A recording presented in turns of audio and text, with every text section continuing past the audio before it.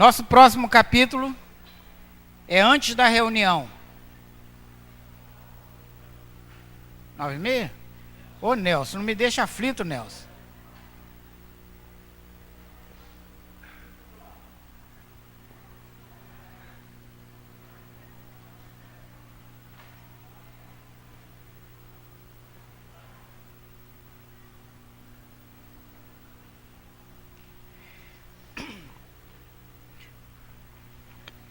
Os preparativos espirituais para a reunião eram ativos e complexos. Realizar uma sessão de trabalhos espirituais eficiente não é simples, quando encontramos companheiros encarnados entregues ao serviço com devotamento e bom ânimo, mobilizamos grandes recursos a favor do êxito necessário. E encontrar pessoas de bom ânimo, né? Onde que ele vai encontrar essas pessoas? Os trabalhadores? Sim, as pessoas que trabalham na casa espírita de bom ânimo é desejável e é até uma obrigação de quem está trabalhando estar de bom ânimo, né? A pessoa vem trabalhar, hoje eu tenho que ir, vou largar, vou para a minha reunião. Não, se eu me propus a trabalhar, o trabalho é voluntário, né? Não é pago, não é remunerado, é nada, tem que ser entrega, né? Voluntário tem que ser por vontade, com vontade é algo de bom ânimo. Mas refere-se aqui inclusive aos da plateia, né? Se eu estou na plateia e não estou também de bom ânimo, né? Não estou animado, não estou com um propósito. Meu propósito é só o quê? Passar tempo? Não, eu tenho que ter bom ânimo. Então, essa cooperação é desejável em qualquer reunião. Quem não deseja cuidar semelhantes obrigações com a seriedade devida, poderá esperar fatalmente pelos espíritos menos sérios. Porquanto a morte física não significa renovação para quem não procurou renovar-se. Onde se reúnam almas levianas, aí estará igualmente a leviandade. Ou seja, se eu tenho um espírito leviano, não tenho um propósito elevado, um propósito de construir, quem vai estar junto de mim? Né? Logicamente, os espíritos levianos. É assim que funciona a coisa na vida comum, não é? Quando eu sou leviano, quem gosta de leviandades, quem gosta de Big Brother, vamos na minha casa assistir lá um Big Brother. Tudo bem, não tenho nada contra não, tá, gente? Muito pelo contrário, imagina. Mas aí, quem que vai lá assistir? Se você convidou para assistir, se você botou lá que tinha um prato e você é uma cozinheira fenomenal, não, o cara vai para comer e assiste, vai poder comer depois, né? Mas enfim... Mas se você convidou unicamente para assistir, quem vai assistir? Alguém que não gosta? Alguém que gosta de futebol? Alguém que goste, sei lá, de ópera, vai lá assistir Big Brother? Sei lá, não estou aqui citando apenas um exemplo. Divisões magnéticas.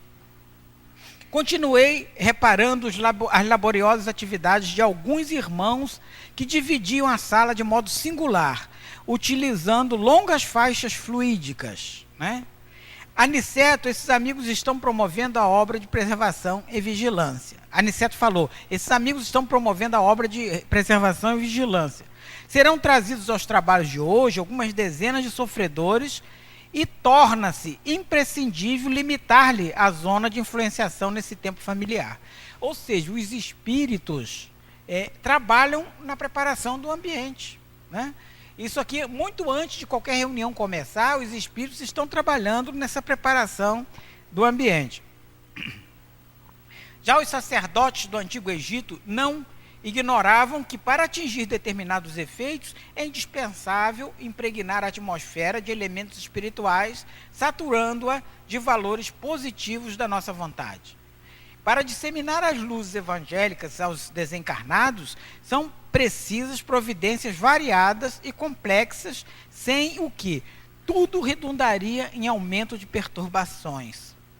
Esse núcleo é pequenino, considerando do ponto de vista material, quer dizer, pouca gente, mas apresenta grande significação para nós outros, os desencarnados. É preciso vigiar, não o esqueçamos, né? Então, os espíritos colaboravam, alegando que apesar do centro ser pequeno, aquela reunião era pequena, do ponto de vista físico, poucas pessoas, a casa pequena, modesta, a reunião espiritual era gigantesca, a gente não tem noção do que é uma reunião. A gente não tem noção, é gigantesca. Enquanto as atividades de preparação espiritual seguiam intensas, Dona Isabel e Joaninha limparam e organizaram a sala, trouxeram um pequeno recipiente de água pura. A uma ordem de um dos superiores daquele templo doméstico, espalharam-se os vigilantes em derredor da moradia singela.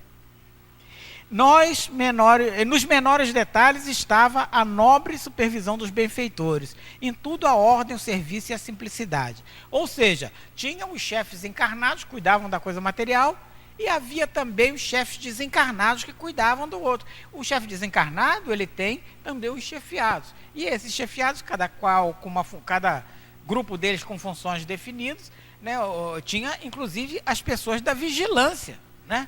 Tomem postos, né? Por volta das 18 horas, começaram a chegar necessitados da esfera invisível. Se fosse concedido aos encarnados perceber a assembleia de espíritos desencarnados em perturbação e sofrimento, muitos lhes modificaria as atitudes na vida normal. É porque a gente não tem condição de ver. A gente imagina, e o imaginário da gente é pobre, né? Se a gente visse a quantidade de espíritos que há, e a grande maioria sofredores que desencarnaram em dificuldades, porque se tivesse desencarnado noutra situação, e ele mais à frente coloca, eles não estariam ali. Estariam em colônias, estariam em outras esferas, mas aqueles tinham necessidades especiais. E então está ali uma pessoa na plateia perguntando: não sei o que estou fazendo aqui, estou perdendo meu tempo, isso não é para mim, né? E o que tem isso a ver com o nosso texto? Será que tem alguém aqui assim? Se tiver, gente, olha lá, hein? Mais à frente você vai ver, hein? Tem ali, os sentinelas estão ali, não é para deixar ninguém entrar, não, é para não deixar sair. Nessa afirmativa, devemos incluir igualmente a maioria dos próprios espiritistas, que frequentam as reuniões doutrinárias, alheios aos esforços autoeducativos, guardando da espiritualidade uma vaga ideia, na preocupação de atender o egoísmo habitual. Via de regra, nós queremos o nosso, né? A farinha escassa, o meu pirão primeiro, né? Então a gente vem com o objetivo, né, de melhorar algo nas nossas vidas. Geralmente assim. Há exceções, há. E ele está falando aqui não da plateia comum, não, do simpatizante. Ele está falando aqui de pessoas como nós, que já somos espíritas, estamos em grupos de estudos, estamos no trabalho. Pessoas assim que ele está se referindo.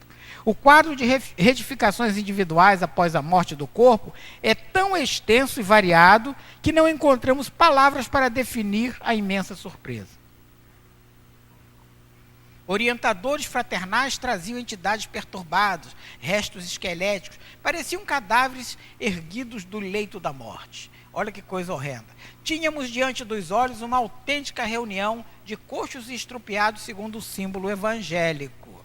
Aqui poderemos observar apenas sofredores dessa natureza, porque o santuário familiar de Isidoro e Isabel, a casa deles, não está preparado para receber entidades deliberadamente perversas. Vinham só os sofredores. Os perversos, não. Porque os perversos são os obsessores, né? Aquela casa, aquele nível de trabalhadores que ali estavam, não tinha ainda o gabarito para atender uma demanda, né? Uma demanda, vamos dizer assim, pior, mais problemática do que aquela. Cada agrupamento tem seus fins. Os recém-chegados demonstravam profunda angústia. Algumas entidades calcavam supostas feridas. Não eram poucas as que traziam ataduras e faixas. Muitos não concordam ainda com a realidade da morte corporal. Estão prisioneiros da ideia da enfermidade. Existem pessoas que cultivam as moléstias com volúpia. Tem gente que namora com a doença, né? Acaba até se casando com ela, né? Quer dizer, apaixonam-se pelos diagnósticos exatos, né? Acompanham no corpo com indefinível ardor a manifestação dos indícios mórbidos, estudam a teoria da doença que são portadoras, como não analisam um dever justo no quadro das obrigações diárias. Às vezes a pessoa se preocupa tanto com a doença, né, que ela acaba se detendo na doença e as atividades dela, cuidar dos filhos, sei lá, trabalho, ela não dá a mesma atenção que dá à doença. Tem gente que tem mania de doença, gente. Quem trabalha em hospital sabe muito bem disso. O hospital a sala de espera é um centro de convivência, né? A pessoa vai lá para conversar, para contar suas mazelas, cada uma pior do que a outra, né? A gente chega lá bom, se você não tiver doente, sai doente mesmo, que aquele negócio vai te impregnando, vai te empurrando tudo que é jeito. Quando desencarnam, é muito difícil o acordo entre elas e a verdade. Às vezes, no fundo, são boas almas dedicadas à família, no entretanto, carregadas de viciação mental por muitos séculos consecutivos, né?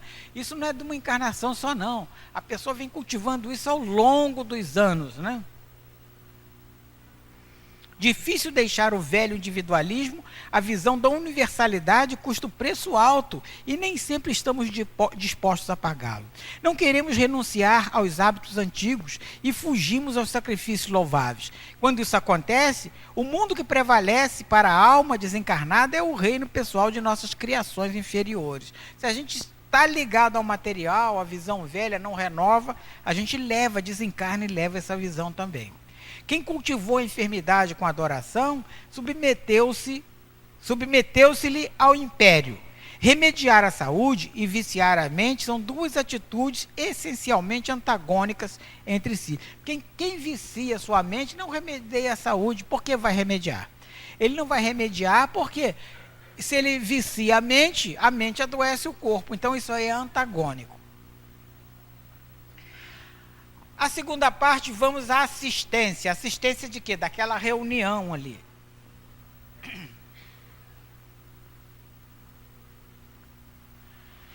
Ali tem o lema das casas espíritas, né? Acolher, consolar, esclarecer. Isso saiu no congresso aí. Acolher, consolar, esclarecer e orientar. O papel das casas espíritas. E é esse mesmo o papel, né? Se pudéssemos ver uma assembleia de espíritos desencarnados em perturbação e sofrimento, nossas atitudes se modificariam. E é verdade, é que a gente não pode. Os poucos que têm acesso às reuniões mediúnicas, né, esses ainda veem, e tomam aquilo como exemplo. Alguns se locomoviam com grande dificuldade. Diante de nós, uma autêntica reunião de coxos estropiados pareciam cadáveres erguidos do leito de morte. Aqui tem as pessoas, né, todos ali muito magrinhos, né, mas é porque encolheu a foto aqui, geralmente eram mais corpulentos um pouco. Isso aqui é uma sessão de passe, possivelmente, né, mas é um cenário de casa espírita. Aniceto, distribuamos alguns passes de reconforto. E André, estou preparado para esse trabalho? Pediu que André desse passe. E André disse, mas será que eu estou preparado? Ele já tinha recebido ensinamento, recebido. E tem gente que é assim mesmo, gente. Tem gente que chega, quer receber. Nós, eu estou falando do nosso terra-terra aqui, viu? Quer receber, mas quando estou preparado? Ah, mas será que algum dia eu vou estar preparado para o trabalho? Quando eu estou preparado? Ah, mas quando eu melhorar eu vou estar preparado. Mas essa melhoria não chega nunca. Se nós formos esperar o cara estar preparado para falar, aqui no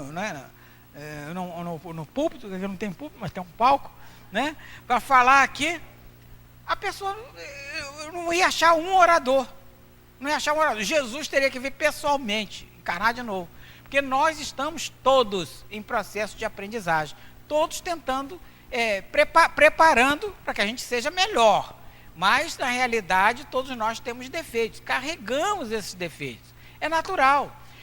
Kardec os espíritos já nos alertaram que se reconhece o verdadeiro espírita pelo esforço que faz em domar suas más tendências. Se formos procurar santos dentro de uma casa espírita, não tem não, tá? Aqui só tem gente em processo de aprendizagem. Por que não? Quer dizer, por que você não está preparado para o trabalho, para aplicar o passe? Toda competência e especialização no mundo constitui desenvolvimento da boa vontade. Basta o sincero propósito de cooperação e a noção de responsabilidade para que sejamos iniciados com êxito em qualquer trabalho novo. Para os enfermos, o melhor remédio é a renovação da esperança. Para os falidos e derrotados da sorte, fala-lhes do futuro. Fale do futuro, anima essa pessoa, fala das possibilidades dele. Né? Ele estava orientando como que André Luiz ia se portar, né, atendendo aqueles sofredores. Aos espíritos desviados, criminosos, não recrimine. Anima, eleva, educa, desperta sem ferir os que ainda dormem. Porque às vezes a pessoa está de olho acordado, mas está dormindo, ele não caiu para a realidade. Deus opera maravilhas por intermédio do trabalho da boa vontade. Ou seja, a boa vontade é fundamental. Aí André Luiz pensou, recordei Narcisa, dedicada à irmã dos infortunados. Narcisa, a enfermeira de nosso lar.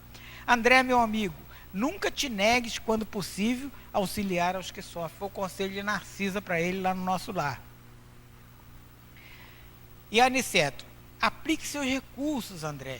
Todos nós temos recursos para aplicar, mas às vezes a gente não aplica, a gente fica protelando sempre.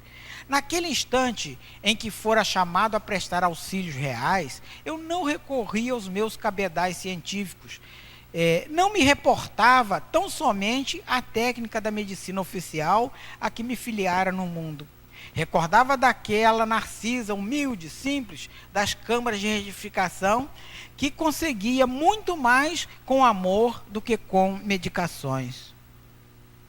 Nada vejo, chegou uma pessoa reclamando. Ah, o tracoma, infeliz que sou. O tracoma é a doença do tecido conjuntivo do olho e também da córnea, né? Ataca a córnea, o tecido conjuntivo, e é a doença antiga, né? Então a mulher estava cega, segundo ela, pelo tracoma, mas ela já tinha desencarnado, né? E estava ali em atendimento, né? André está atendendo aos espíritos desencarnados sofredores que chegaram para aquela reunião física, chegaram uma leva de espíritos. Ele atendeu alguns deles, 5, se não me engano. E me falaram de morte, em vida diferente, como recuperar a vista. Quero ver. Ela queria recuperar a visão. Calma, não confia no poder de Jesus? Continua curando os cegos, iluminando-nos o caminho, guiando-nos os passos. À medida que me dispunha a observar a prática do amor fraternal, uma claridade diferente começou a iluminar e aquecer-me a fronte. Lembrando a influência divina de Jesus, iniciei o passe de alívio sobre os olhos da pobre mulher, reparando que enorme placa de sombra que lhe pesava na fronte, né? Ela tinha uma placa de sombra, pronunciando palavras de animação, as quais ligava a melhor essência de minhas intenções, concentrei minhas possibilidades magnéticas de auxílios nestas zonas perturbadas, ou seja, na face, nos olhos da moça. Vejo, grande Deus, eu estou vendo, né? A moça ficou feliz da vida, começou a vislumbrar as imagens, ver as coisas à volta. Ela que ficava em vida, já não via pelo tracoma. Desencarnou, levou aquela sensação, e isso é muito comum nos espíritos. Nós, quando desencarnamos, somos impregnados dessas sensações ainda corpóreas, a gente leva no nosso perispírito essas sensações, e a gente até se livrar delas, às vezes demora, depende do grau evolutivo. E ajoelhando-se, dirigia-me a palavra comovida. Quem sois vós, emissário do bem? Dominava-me profunda emoção que não conseguia sofrear. Confundia-me a bondade do eterno. Quem era eu para curar alguém? Mas a alegria daquela entidade libertada das trevas afirmava a ocorrência na qual não queria acreditar. A luz daquela dádiva, como que me mostrava mais fortemente o fundo escuro de minhas imperfeições individuais, e o pranto inundou minhas faces, sem que eu pudesse retê-lo nos recônditos mananciais do coração. Que linguagem bela, né? Quando eu vou chorar assim e falar palavras tão belas. Desejava socorrer o doente próximo. Socorrer esse aqui também, tá, gente? Mas estava enlaçado em singular deslumbramento íntimo. Ele estava feliz por ter levado a cura àquela mulher. Aí Aniceto já chamou ele a atenção. André, a excessiva contemplação dos resultados pode prejudicar o trabalhador. Calma, André. Não contempla demais sua obra, não. Às vezes você se detém contemplando aí, incha seu ego, né, e você perde o foco. Né? Foi isso que ele disse. Em ocasiões como esta, a vaidade costuma acordar dentro de nós, fazendo-nos esquecer o Senhor. Não ouvides que todo bem procede dele, e que é a luz de nossos corações. Somos seus instrumentos nas tarefas de amor. O servo fiel é aquele que se inquieta pelos resultados. O servo fiel não é aquele que se inquieta pelos resultados, nem o que permanece elevado na contemplação deles, mas justamente o que cumpre a vontade divina do Senhor e passa adiante. André Luiz pergunta: minha amiga, agradeça a Jesus e não a mim. Virou-se para ela: agradeça a Jesus, minha irmã, não a mim, que sou apenas um obscuro servidor. Quanto ao mais, não se impressione em demasia com a visão dos aspectos exteriores. Volte o poder visual para dentro de si mesma, para que possa consagrar ao Senhor da vida os sublimes dons da visão.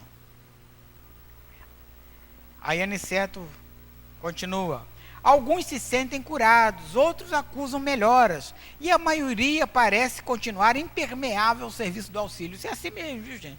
Tem gente que não melhora nada, ainda sai falando do passe da casa, não sei de quê, né? Achando que é fraco, para ele nunca o problema é dele, né? O que nos deve interessar, todavia, é a semeadura do bem. Não importa, semeie, né? O trabalhador tem que semear, não importa, o terreno se ajeita. Pelo menos o tempo ajeita. A germinação, o desenvolvimento, a flor e o fruto pertencem ao Senhor. Vicente, né? Estava lá. O número de entidades perturbadas espanta. Ele se assustou com o número de entidades perturbadas que tinha lá. E Aniceto esclarece: muitos desses padecimentos se devem à falta de educação religiosa. Uma educação que o homem nega sistematicamente a si mesmo. O outro capítulo já fala da mente enferma, né? Quais mentes enfermas? As nossas mentes, né? Todos são enfermos, né? Se a gente está num mundo de provas e expiações. Aniceto: vejo este amigo rodeado de sombra. Tinha um deles lá que tinha uma sombra maior do que os outros, estava rodeado. Ouçam-lhe a palavra e depois a juizem. O cavaleiro indicado rodeava-se de pequenas nuvens, principalmente ao longo do cérebro, mais perto da cabeça. Era Fidélis. Há muito frequentes reuniões espiritistas à procura de algo que me satisfaça. No entanto, e sorriu irônico, ou a minha infelicidade é maior que a dos outros, ou estamos diante de mistificação mundial. Ou seja, aquele que vem em busca de resolver os seus problemas, mas ele acha que o problema é da casa, que sempre é da casa, ou é mistificação, aquilo não existe. Eu não tenho problema, eu estou aqui para resolver, mas não tenho problema. Isso não acontece, felizmente, nos dias de hoje. Acontece também? Acontece, né? Pessoas vêm aqui e saem falando, e vão para outras religiões, para outros centros, né? Às vezes nem muda de religião, muda simplesmente de centro. Ou falam mal de alguém ou de algo. Aí mostra aqui o tríplice aspecto da doutrina, nessa ilustração aqui, que é muito legal da gente falar. A gente estava até conversando ali fora. A religião, né, que sublima, que eleva as pessoas, torna mais sutil, nos aproxima realmente de Deus, nos traz os ensinamentos de Jesus. A filosofia que esclarece, nos fala o sentido da coisa, de onde viemos, para onde, o que estamos aqui fazendo e para onde vamos. E a ciência que mostra o como, o porquê das coisas, a filosofia mostra, mas o como, né, a experimentação é a ciência. E o grande barato do espiritismo, que o faz diferente de outros credos, é exatamente esse tríplice aspecto. Por isso que a gente, às vezes, não pode deixar que uma dessas pernas da mesa, imagina uma mesa com 3 pernas, uma desenvolva mais, a mesa vai acabar caindo. Isso acontece mesmo. Às vezes a gente vai em casas espíritas e as pessoas pedem que a gente faça palestra sobre o evangelho, mas a gente tem que observar sempre as três nuances, os 3 tripés, né? O tripé, que são 3 vieses.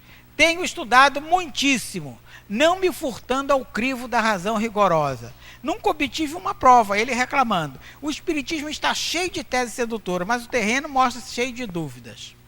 A obra de Kardec inegavelmente representa extraordinária afirmação filosófica. Entretanto, encontramos com Riquet um acervo de perspectivas novas. Quem era Riquet? Foi uma pessoa que escreveu sobre parapsicologia, foi antecessor ao que hoje chamamos de parapsicologia, e chamava-se de metapsíquica, né? Então, ele foi um antecessor da parapsicologia moderna de hoje, né? Logicamente, ele foi outras coisas mais, mas a parte que nos interessa é essa. A metapsíquica corrigiu muitos voos da imaginação, trazendo à análise pública observações mais profundas sobre os desconhecidos poderes do homem. E o que tem isso diferente do espiritismo, né? Essa parapsicologia. Ela acha que tudo é ciência. Tudo a ciência vai resolver. Tudo pode ser explicado pela ciência. Em tese, é isso. Mas não explica tudo por causa desse tríplice aspecto. Traz aqui uma árvore de mediunidade, que eu não vou me deter muito, né? Fala de psicografia, psicofonia, audiência, vidência. Do lado de cá tem cura, psicopraxia, que é a incorporação, né? Na realidade, é isso mesmo, incorporação. A passividade por incorporação, clareaudiência, ouvir, e a clarividência, ver, né? Que ela pode ser até com visão futurística, mas isso aí são um desdobramento que não vale aqui a gente entrar em detalhes, não é o nosso foco. No exame dessas verdades científicas, o mediunismo foi reduzido em suas proporções. Precisamos do movimento de racionalização, ajustando os fenômenos a critérios adequados. Todavia, meu caro Bentes, vivemos em paisagens de mistificações sutis, distantes das demonstrações exatas. Porque o ser humano, por mais que ele não queira colocar nada dele, sempre coloca. Sempre coloca. Nós somos materialistas. Então, por mais pura que seja uma manifestação, ela tem uma parte do mediunismo do médium, uma parte dele. Não vamos nunca pegar um livro de Chico Xavier e imaginar que ali não tenha nada do Chico. Tem as particularidades do Chico. E tem a particularidade do Espírito também? Tem de Emmanuel, tem André Luiz e tantos outros. Tem, isso aí, essa mescla sempre há. Então, pura não tem. Mas aquele descrente achava que tudo era mistificação, que aquilo ali não é verdade, que ele foi buscar e nada achou, achava que... E não é assim que funciona a coisa. A doutrina, esclarece bem, é um conjunto de verdades sublimes que se dirigem de preferência ao coração humano. É impossível auscultar-lhe a grandeza divina com a nossa imperfeita faculdade de observação ou recorrer-lhe às águas puras, com vasos sujos do nosso raciocínio, viciado nos erros de muitos milênios. Ao demais, temos aprendido que a revelação de ordem divina não é trabalho mecânico em leis de menor esforço. E ele fala a doutrina espírita e uma série de características dela, que é a reencarnação, imortalidade da alma, Deus, né? São pressupostos da doutrina espírita, características, né? Princípios básicos. Lembremos que a missão do Evangelho como mestre foi precedida de um esforço humano de muitos séculos. Antes de Jesus, vieram outros que prepararam o terreno. Antes de morrerem os cristãos nos circos do martírio, quantos precursores de Jesus foram sacrificados? Se olharmos bem os profetas do Antigo Testamento, todos eles padeceram, todos eles, a maioria morreu com requinte de crueldade, né? Primeiramente devemos construir o receptáculo e em seguida alcançaremos a bênção. Como a gente quer alcançar a bênção se a gente não é um receptáculo? Nosso ser, nosso íntimo não é um receptáculo para a bênção. Seria o mesmo que tentarmos botar água nesse copo sem um copo. Eu quero botar água, mas vou botar como? Uma vez eu disse para um amigo, vou te dar um copo sem fundo e sem boca, para você guardar água. Como é que você vai fazer? Virar ao contrário, né? Se ele não tem fundo, não tem boca. Mas não é o caso. Imagina que não tenha nenhum copo. Como é que eu vou guardar essa água? Né? Então nós somos receptáculos para a bênção. Nós somos. Só que o nosso vaso não está preparado ainda. Algumas a gente consegue receber, outras a gente não tem condição. A Bíblia Sagrada, o livro dos cristãos, é o encontro da experiência humana, cheia de suor e lágrimas, consubstanciada no Velho Testamento, com a resposta celestial, sublime e pura, no Evangelho de nosso Senhor Jesus Cristo. Ou seja, começou no Antigo Testamento, com os profetas, está ali muito bem registrado, uma linguagem figurativa que a gente tem que ler com cautela, interpretando corretamente, no tempo correto, tanto que Kardec, mesmo do Novo Testamento, não colocou a parte polêmica, colocou em um Evangelho segundo o Espiritismo somente aquilo que poderia ser lido por qualquer religião, não teria crítica nenhuma. A vida pessoal de Jesus e outras coisas registradas, ele não colocou. O que seria de nós se os espíritos amigos e sábios nos arrebatassem a visão ampla de orbes superiores, impelindo-nos para eles precipitadamente? Já pensou se a gente saísse daqui e fosse para um mundo celestial, um mundo melhor, na nossa condição? Estaríamos preparados para a mudança radical? Saberemos o que vem a ser a vida num orbe superior? Teremos trabalhado bastante para entender os divinos desígnios?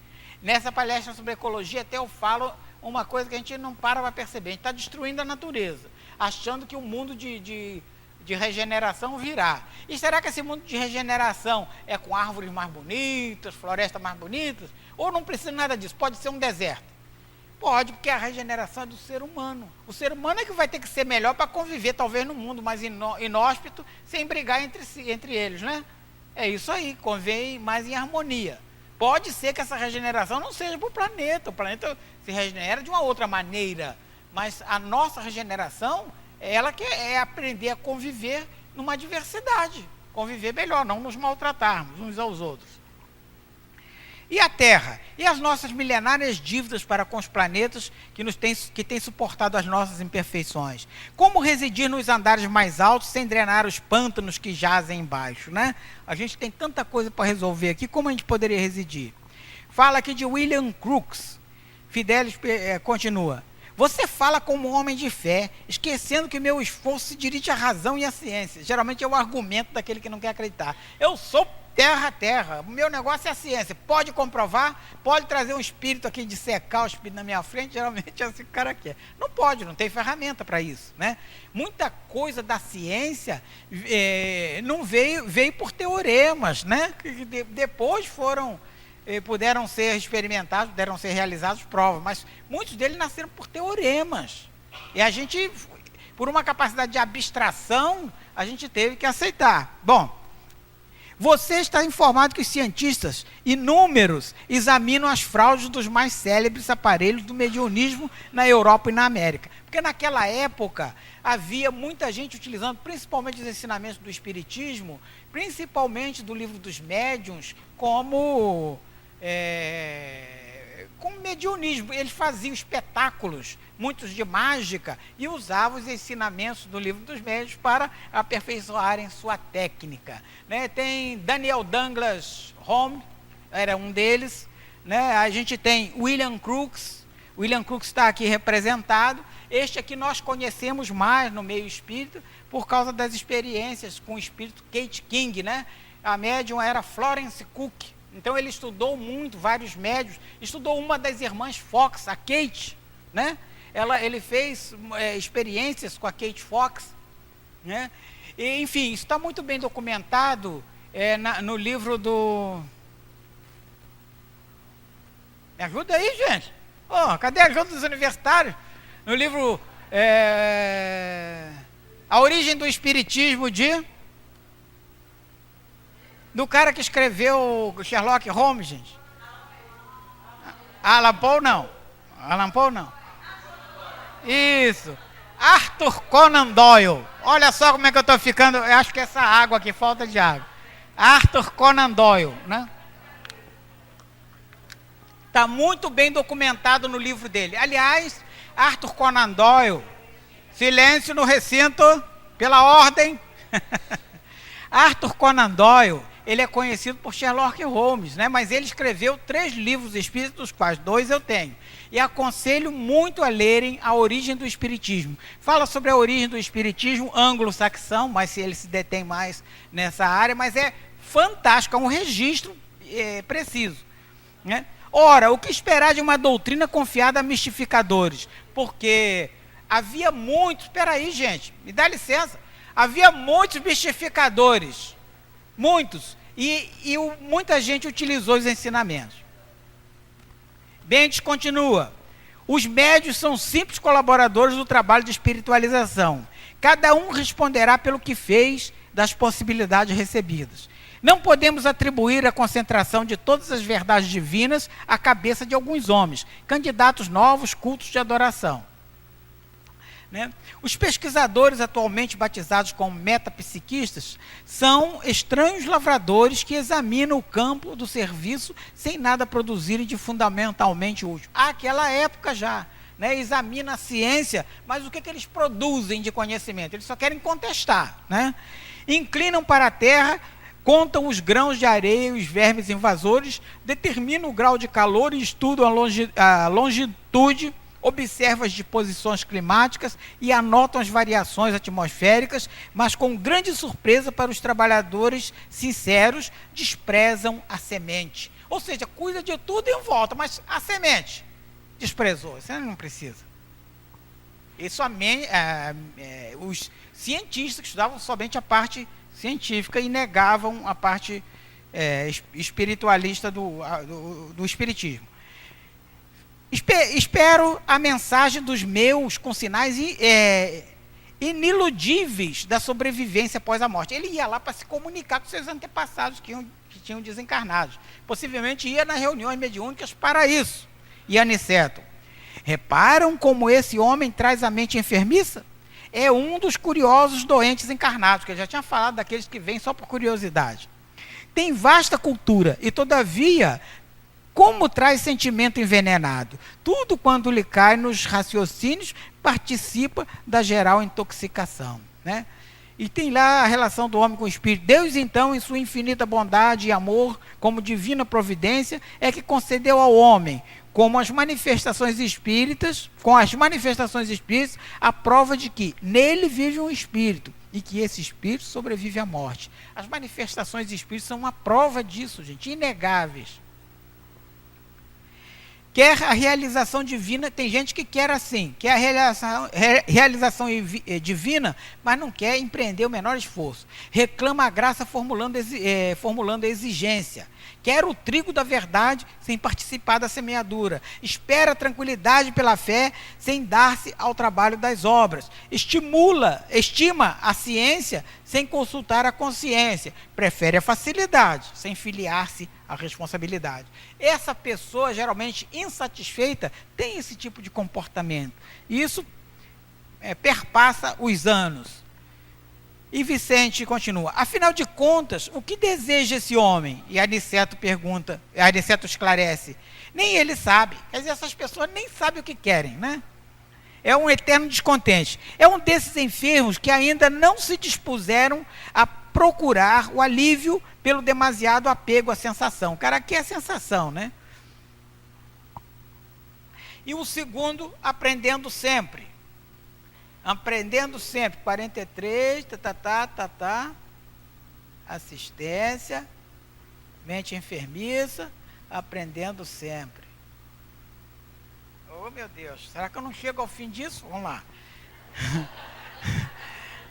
Antes de 1 hora da explanação do Evangelho, o movimento de serviço espiritual era intenso. Para os olhos humanos, 35, tinha 35 pessoas, gente. 35 individualidade terrestre no círculo. E numerosos necessitados excediam de 2 centenas. Tinha mais de 200 desencarnados precisando. E 35 só encarnados. A Assembleia estava acrescida de muitas entidades que formavam o séquito perturbador da maioria dos aprendizes ali congregados. Ou seja, às vezes a perturbação atrapalha quem de fato quer aprender alguma coisa. Para elas, organizou-se uma divisão especial que me pareceu constituída por elementos de maior vigilância, visto chegarem, quase obrigatoriamente, acompanhando os que buscavam socorro espiritual, sem a indicação dos orientadores em serviço das vias públicas. Ou seja, os pacientes não chegavam sozinhos, não. Os espíritos encarnados, sofredores, chegavam com outros espíritos auxiliando-os. O pedir e receber. Reparei que num ângulo de grande havia, né, numerosas indicações de receituário e assistência. Ou seja, as pessoas chegavam lá, botavam seus papeizinhos querendo sua graça, todo mundo ali, que nesse centro havia também a emissão de receita. Todo mundo botava um papelzinho, né? Queria cada qual resolver o seu problema. Os mais variados nomes ali se enfileiravam. Muitas pessoas pediam conselhos médicos, orientações, assistências e passes. Passe aqui ninguém pede, né? Ninguém vem para tomar passe só. Tem isso também aqui? 4 facultativos espirituais se moviam diligentes. 40 cooperadores diretos iam e vinham, recolhendo informações e enriquecendo pormenores. Aí Aniceto fala, temos aqui a indicação das pessoas que se afirmam necessitadas de amparo e socorro imediato. E Vicente pergunta, mas recebem elas tudo quanto pedem? Recebem o que precisam. Não é o que pede que a gente recebe, não, gente. Ah, eu quero acertar na loteria. Não vem aqui pedir isso, não. Você vai receber talvez uma pau, uma enxada, né? Ou saúde para trabalhar. Muitos solicitam a cura do corpo, mas somos forçados a estudar até que ponto lhes podemos ser úteis no particularismo dos seus desejos. Outros reclamam orientações várias, obrigando-nos a equilibrar nossa cooperação de modo a lhes não tolher a liberdade individual. Ou seja, nós temos o livre-arbítrio, ninguém pode, Deus não faz tudo, não, para a gente não, a gente tem que fazer a nossa parte. Diante de algumas solicitações dos encarnados, devemos recorrer ao silêncio, tem hora que a gente tem que calar. Como recomendar a humildade àqueles que pregam para os outros? Tem gente que prega para os outros uma coisa, mas na prática faz outra. Como é que você vai recomendar para essa pessoa humildade? Não tem como. Como ensinar a paciência aos que aconselham aos semelhantes, né? Aos que aconselham os semelhantes. O cara aconselha a paciência aos semelhantes, mas ele mesmo não tem paciência. E como é que eu vou ensinar a paciência para ele? Como indicar o bálsamo do trabalho aos que sabem condenar a ociosidade alheia? Tem gente que só sabe falar do outro, né? Mas como ensinar a essa pessoa a trabalhar? Então tem horas que o espírito é melhor calar, não fazer nada, deixa que o tempo dá jeito, né? Ler os regulamentos da vida para os cegos e para os ignorantes é obra meritória, mas repeti-los aos que já se encontram plenamente informados é menosprezar o valor do tempo. Ou seja, para que eu vou malhar em ferro frio? Ele já ouviu e já está cansado de ouvir, até hoje não mudou, para que eu vou falar de novo, né? A André pergunta, e os pedidos levianos? Porque tem pedidos absurdos colocados às vezes nos papeizinhos, né? Aniceto, desencarnados e encarnados que abusam das possibilidades do intercâmbio entre as esferas visíveis e invisíveis pagarão alto preço pela invigilância. A pessoa pensa que nunca vai desencarnar, né? Que a coisa é só material. Não é. O pedido a gente tem que saber, até para pedir tem que ter ciência, né? Aniceto esclarece, muitas entidades desencarnadas fornecem palpites aos encarnados, incapazes de visão mais elevada, convertem-se em meros escravos das mentalidades inferiores encarnados na Terra. O que é isso? Entidade desencarnada que fica dando palpite fútil, a pessoa vira um escravo, vira um joguete. Isso é uma obsessão muitas vezes. Vicente, o que acontece então? Acontece ao homem o que acontece ao homem de responsabilidade que se põe a brincar. Por exemplo, se a pessoa atende a influências, né, que ele sabe que não deve fazer, mas ele cede essas influências, o que acontece a ele? Um homem que tem que trabalhar e passa seu tempo a brincar, o que acontece? Ele vai acabar caindo em ruína. E acontece o mesmo a parte espiritual. Se eu tenho capacidade de fazer algo útil, mas eu me detenho nas insinuações que me são incutidas de futilidade, eu tendo a ser derrotado também, a retardar muito a minha marcha. E esses casos urgentes que ali chegaram? Chegou uma jovem desencarnada hoje, agonizante. Porque ele pede àquele que estava ali, aquele espírito que estava intuindo as receitas, que auxilie em 2 casos. Um caso era essa moça que tinha desencarnado, mas estava junto do corpo, de olhos cerrados, não queria sair dali de jeito nenhum. E esse espírito vai lá no final, né? Só o trabalho incessante no bem pode oferecer-nos a milagrosa química do amor para a sublimação do nosso lar eterno. Frase de Chico Xavier.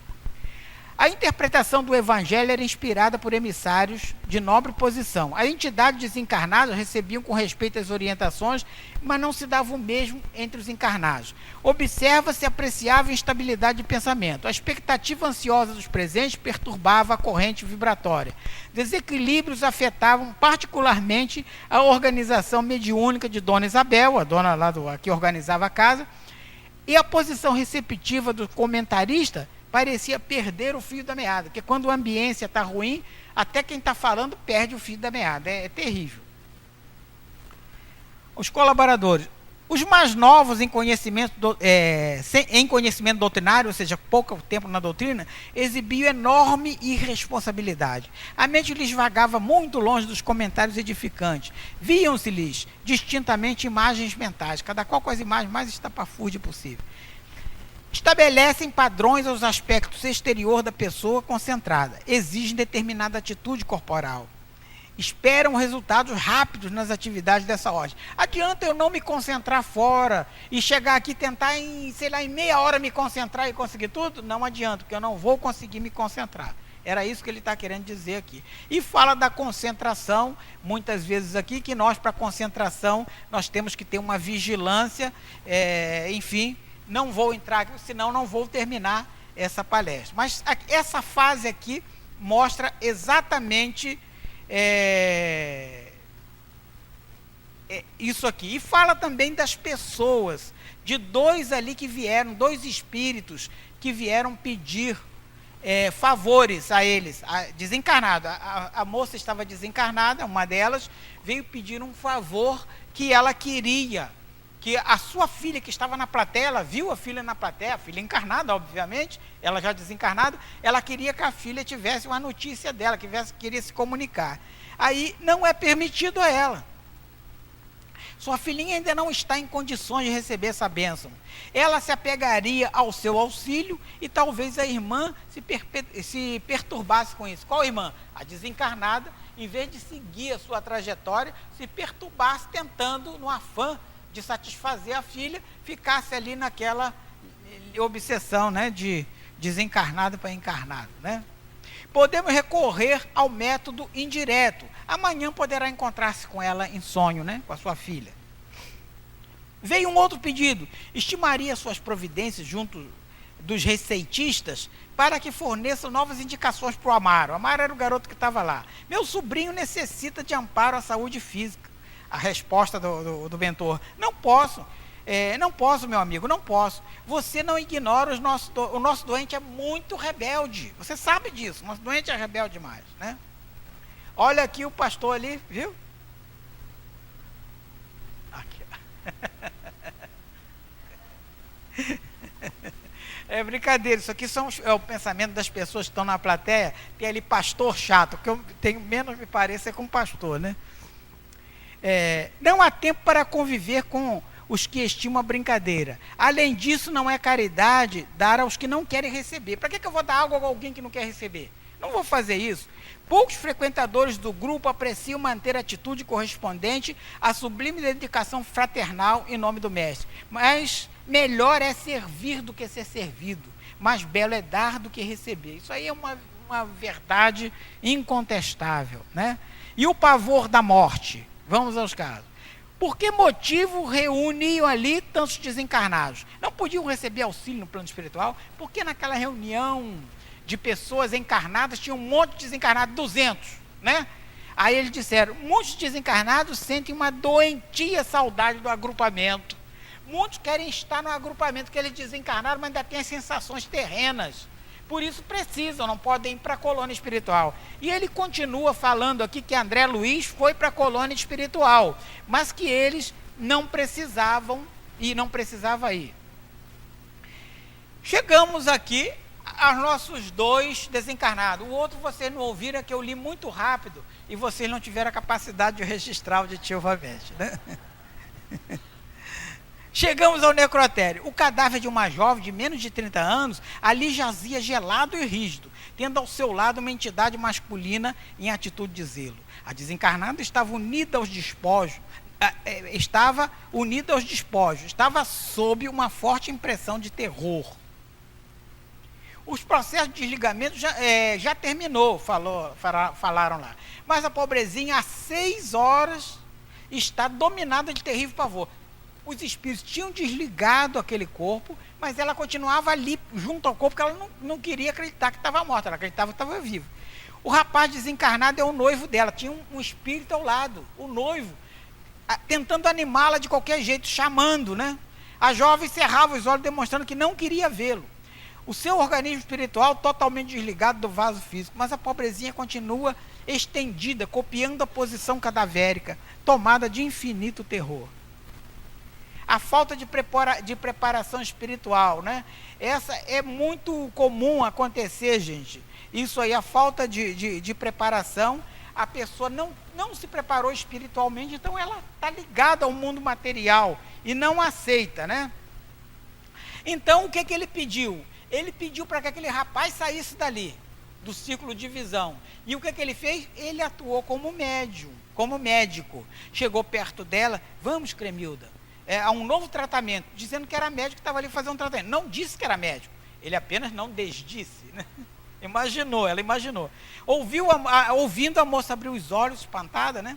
E falou, doutor, graças a Deus, que pesadelo horrível. Sentia-me no reino dos mortos, ouvindo meu noivo, falecido há anos, chamar-me para a eternidade, né? Olha, não chame seus parentes, não, vocês desencarnaram primeiro, isso dá um medo danado. Aí perguntou para ele, ele foi esclarecido, não há morte, minha filha, falou Aniceto, afetuoso. Creia na vida, a vida eterna, profunda, vitoriosa e aí por diante. E o senhor é um novo médico? Sim, fui chamado para aplicar-lhe alguns recursos em bases magnéticas. Torna-se indispensável que durma e descanse. Gente, é isso aí. É verdade, estou muito cansada, necessito de repouso. E muitos dos espíritos que chegam a reuniões mediúnicas necessitam de repouso. Eu também já estou quase necessitando, é lógico danado. A jovem dormiu quase imediatamente, né? E aí depois de que adormeceu, ele entregou-a ao noivo. Leva a moça, e ele levou, né, naturalmente, para a colônia onde ele residia, e aí por diante. O segundo caso, era o caso de um moço que estava convalescendo, não estava se recuperando com ele, mas estava se afundando cada vez mais, estava doente, convalescendo, se curando, se beneficiando, né? Ele estava doente mesmo, né? E o homem em coma, e que a leucemia aniquilava amorosamente. Há necessidade mais forte de auxílio magnético para facilitar o desprendimento. Aquele caso era mais grave, precisava de mais esforço. Nada resta senão a necessidade do concurso para o desligamento final. Só precisa desligar. Mas o cara não queria ser desligado de jeito nenhum. E o que acontecia nele? André Luiz, junto, acompanhando, viu a mente dele acesa, como se fosse uma velhinha tremulando pelo vento, né? Vocês não são de roça, mas eu sou, né? Então, aquela luzinha de vela, quando o vento bate, quase apaga, né? Ele viu isso. Mas aí, o que acontece? Não está aqui registrado. Está aqui registrado, é isso aqui que acontece. Mas aí Aniceto coloca a mão na fronte de André Luiz, Aniceto, que era o mentor, né? Coloca a mão e coloca sobre a fronte daquele. Nisso, a visão de André Luiz, ela se expande. Em vez de ver só aquela luzinha acesa, ele já viu o interior do corpo todo. Viu as bactérias trabalhando, viu a vida se esvaindo daquele corpo, mas o corpo, a mente lutando, aliás, para que aquele corpo permanecesse vivo, agarrado à vida. E o objetivo era fazer com que aquele corpo parasse de lutar, aquela mente parasse de lutar. E o que ele fez para isso? Ele pegou dali e tirou dali os parentes. Como tira-se os parentes? Uma melhorazinha, dá uma melhorinha nele ali, melhorou. Os parentes próximos, eles geram aquelas correntes cinzentas que prendem o espírito ao corpo, né, à matéria. E aquela corrente cinzenta, como se fosse uma rede, não deixa que o espírito se desencarne, se processe o trabalho. Aí tirou dali 3 parentes dele, a mãe, mas não sei o que, a irmã, e ficaram ali 2. Um tio que era lesco-lesco, né, que era gostava, mas não gostava tanto assim, que não tinha essa afeição, já estava consciente de que ele ia morrer mesmo, e o médico que estava ali cuidando. Aí nessa melhora, rapidamente ele desligou. Como desligou? Cortou o cordão que prendia Fernando ao corpo, liberando Fernando do corpo, e esse Fernando não libera, estava muito agarrado ao corpo e não libera de jeito nenhum. Prestes a liberar, apareceu nas janelas, figura de 3 figuras horrendas na janela. Como é, Fernando? Não vem não? Esperando Fernando para ir para Esbórnia, né? Naturalmente, né? E Fernando era uma pessoa materialista, entregue à matéria, por isso da dificuldade. Então, Aniceto deu um olharzinho severo, as figuras saíram, né, e ele separa aquele espírito do corpo. Temos uns termos aqui: psicossoma, energossoma. Soma quer dizer corpo, somático. Fulano somatizou isso, ele levou para o corpo, né, o sintoma, né? Ou seja, isso aqui é da parapsicologia, termos de parapsicologia, quem trabalha com projeção, né, consciente, projeciologia. Mas Aniceto teve uma dificuldade enorme, porque o cordão estava grosso ainda, né? Foi uma dificuldade para ele cortar. Ou a tesoura estava cega, né? Mas era dificuldade mesmo. Cada criatura na vida cultiva as afeições que prefere. Fernando estimava os companheiros desregrados. Não é, pois, estranhável que tenha vindo esperá-lo nessa estação, aqueles espíritos que estavam ali. Paulo de Tarso, no capítulo 12 da Epístola aos Hebreus, afirma que o homem está cercado de uma grande nuvem de testemunhas. Está lá em Hebreus. E nas despedidas foi abraço, a dona da reunião solicitando que eles voltassem, e rumaram todos ao nosso lar e foram, né, trabalhadores para sempre, né? Felizes para sempre, sim, que a felicidade é nosso time, mas trabalhadores para sempre. Peço perdão pelas minhas dificuldades, né, em ser fiel ao texto magnífico que Anice e Carlos tiveram esse trabalho de extrair daqui. Está muito fiel ao livro, mas a leitura do livro, ela é maravilhosa, essencial. E o grande barato desse livro é que esse livro, né, ele é um livro voltado para nós. Esse é um livro nosso, esse é um livro para que nós leamos. Essas ideias, esses mensageiros, não vieram trazer mensagem para os espíritos, não. Eles vieram trazer mensagem para nós. Para nós.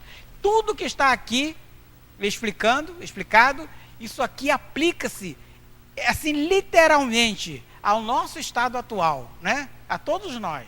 Então, muita paz, meus irmãos. Foi um prazer estudar com vocês.